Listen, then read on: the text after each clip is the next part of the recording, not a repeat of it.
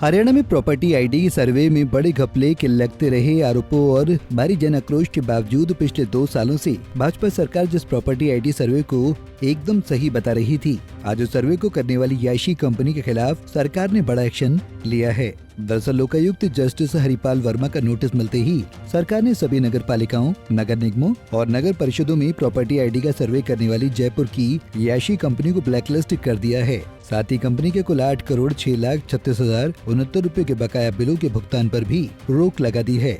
इसके अलावा ठेका लेते वक्त कंपनी द्वारा जमा कराई गई लाखों रुपए की परफॉर्मेंस बैंक गारंटी राशि भी सरकार ने जब्त कर ली है और टेंडर एग्रीमेंट भी रद्द कर दिया है।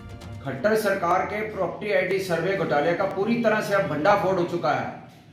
लोकायुक्त का नोटिस जाते ही हरियाणा सरकार को इस याशी कंपनी का जो ब्लैकलिस्ट करना पड़ गया है। ये वही याशी कंपनी है जिसने पूरे हरियाणा के अंदर सभी 88 शहरों के अंदर प्रॉपर्टी आईडी सर्वे के नाम पर बहुत बड़ा घोटाला किया था और एक बोगस सर्वे किया था, जिससे पूरी जनता में हाहाकार मच गई। जनता दलालों के हाथों लुटने को मजबूर हुई। नगर पालिकाएं, नगर निगम, नगर परिषद के कार्यालय भ्रष्टाचारियों और दलालों के अड्डे बन गए। पब्लिक धक्के खाती फिर रही है आज तक, लेकिन सरकार ने सुध नहीं ली। सरकार इस याशी कंपनी की पूरी सपोर्टर बनी रही, पूरा इसको बचाव करती रही और कहती रही सरकार, मंत्री से लेकर तमाम अधिकारी और सीएम साहब भी जो है ये कहते रहे कि याशी कंपनी ने बहुत अच्छा प्रॉपर्टी आईडी सर्वे किया है।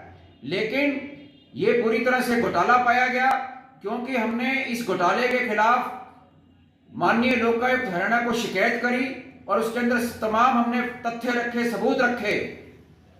तो 8 अगस्त 2023 को माननीय लोकायुक्त हरियाणा ने हरियाणा सरकार को नोटिस भेजकर जवाब तलब किया, इंक्वायरी रिपोर्ट मांगी।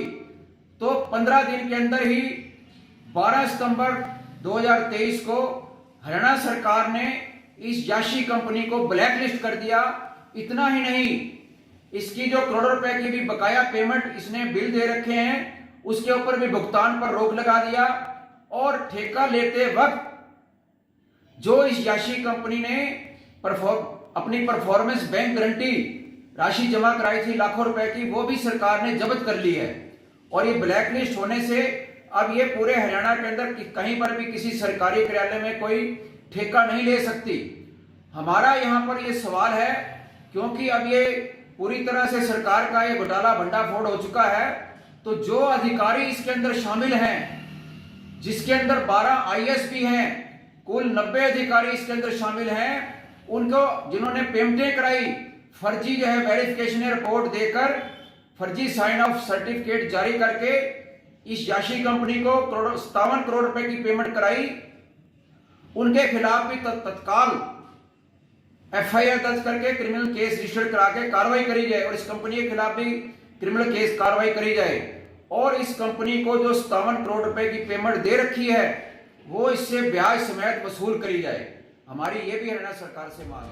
बता दें कि इस मामले में IT एक्टिविस्ट PP कपूर ने भाजपा सरकार द्वारा सभी 88 शहरों में करवाए गए प्रॉपर्टी आईडी सर्वे में बड़े घोटाले के आरोप लगाते हुए 19 जुलाई को शहरी निकाय मंत्री कमल गुप्ता, शहरी निकाय विभाग के तत्कालीन निदेशक सहित 88 अधिकारियों के खिलाफ लोकायुक्त कोर्ट में शिकायत दर्ज कराई थी। शिकायत में 12 IAS अफसरों के भी नाम शामिल थे, जिस पर संज्ञान लेते हुए लोकायुक्त ने 8 अगस्त को नोटिस भेजकर सरकार से 8 नवंबर तक जांच रिपोर्ट तलब की थी, जिसके बाद सरकार की तरफ से बड़ी कार्रवाई अमल में लाई गई। समालका से विनोद लाहौट, पंजाब केसरी TV।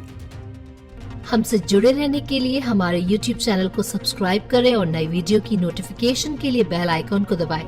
अगर आप ये वीडियो Facebook पर देख रहे हैं तो लाइक जरूर करें और ज्यादा से ज्यादा शेयर करें। धन्यवाद।